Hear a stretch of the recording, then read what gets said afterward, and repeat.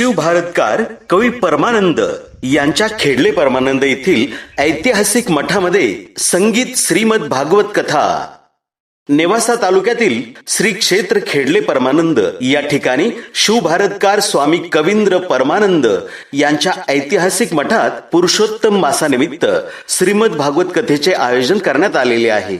शिरेगाव तालुका नेवासा येथील हरिभक्त परायण भागवताचार्य गीताराम महाराज तुवर यांच्या सुमधुर वाणीतून या भागवत कथेचे पंचक्रोशीतील भाविक मोठ्या भक्तिभावाने श्रवण करत असतात।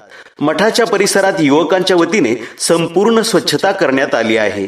उन्हाची दाहकता, कामाचा तणाव, पिकांच्या लागवडीचे दिवस असताना देखील भाविकांच्या गर्दीचा उच्चांक दिवसेंदिवस वाढत आहे।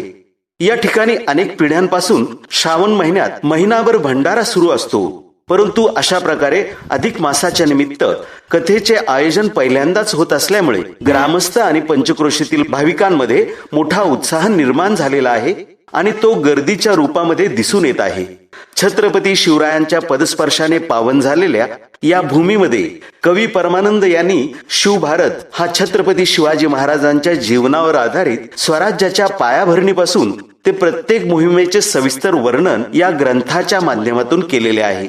शिव भारत ग्रंथ गद्य आणि पद्य स्वरूपात असून यामध्ये 32 अध्याय पूर्ण आहेत, तर 33वा अध्याय अपूर्ण स्वरूपात आहे।